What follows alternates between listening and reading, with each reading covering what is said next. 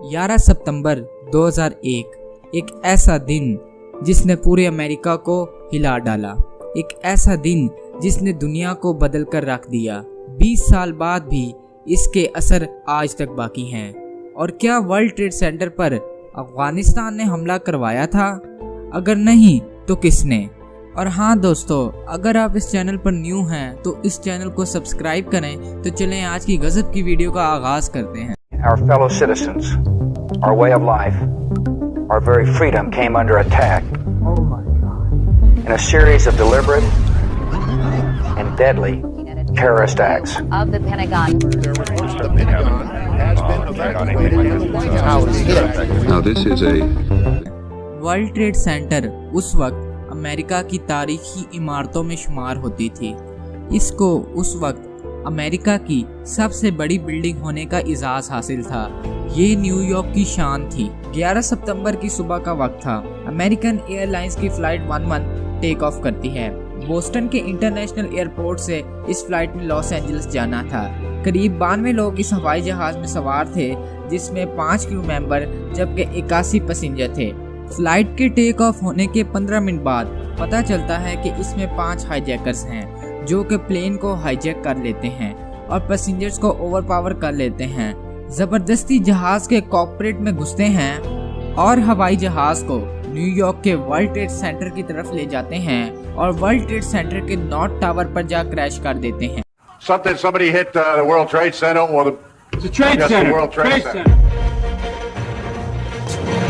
It's 8:52 here in New York. I'm Bryant Gumbel. We understand that there has been a plane crash on the southern tip of Manhattan. You're looking at the World Trade Center. ये crash सुबह के 8:46 पर होता है। उस वक्त के US president George Bush Florida के एक स्कूल का टूर करने जा रहे थे। रास्ते में थे वो तो उनके चीफ स्टाफ को व्हाइट हाउस ने बताया कि America is under attack. Bush को यकीन नहीं होता। वो कहता है ये हो ही नहीं सकता, जरूर पायलट को हार्ट अटैक आया होगा, इस वजह से ही प्लेन क्रैश हुआ होगा। इसके सिर्फ 17 मिनट बाद पता चलता है कि यूनाइटेड एयरलाइंस की फ्लाइट 175 को भी हाईजैक कर लिया गया है। 5 हाईजैकर्स ने फ्लाइट 175 को भी हाईजैक कर लिया था और इसको वर्ल्ड ट्रेड सेंटर की तरफ ले जाते हैं और साउथ टावर पर जा क्रैश कर देते हैं। दूसरा क्रैश दूसरे टावर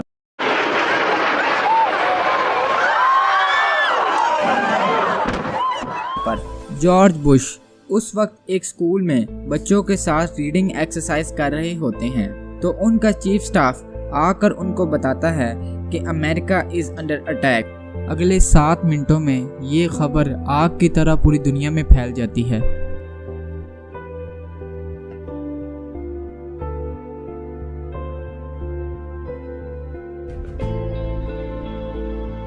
दूसरे प्लेन के क्रैश के कुछ मिनट बाद दोस्तों खबर आती है कि 2 और प्लेन्स को हाईजैक कर लिया गया है। जी हाँ नाजरीन, पहली अमेरिकन एयरलाइंस की फ्लाइट 77 जो कि वाशिंगटन के इंटरनेशनल एयरपोर्ट से टेक ऑफ हुई और लॉस एंजल्स जा रही थी। इस फ्लाइट को भी 5 हाईजैकर्स ने हाईजैक किया था। और दूसरी यूनाइटेड एयरलाइंस की फ्लाइट 93 जो कि न्यू जर्सी से कैलिफोर्निया जा रही थी, इसको भी 5 हाईजैकर्स के द्वारा हाईजैक कर लिया जाता है और इन दोनों फ्लाइट्स को वाशिंगटन डीसी की तरफ टर्न कर दिया जाता है।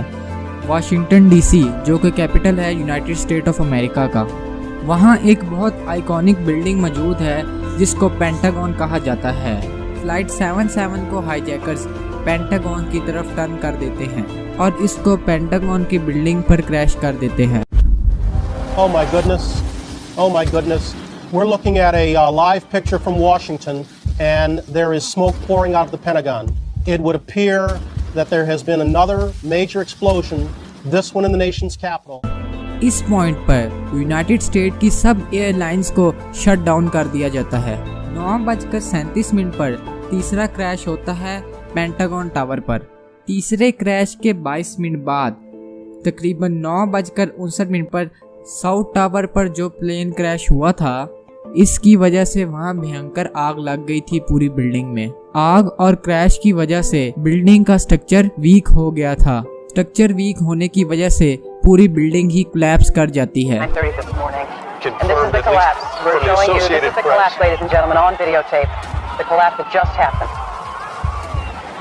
इसी बीच लोगों को डर लगने लगा कि आखिर अब चौथा प्लेन कहां क्रैश होगा। मगर आपको जानकर हैरानी होगी कि फ्लाइट के पैसेंजर्स और हाईजैकर्स के दरमियान लड़ाई हो जाती है।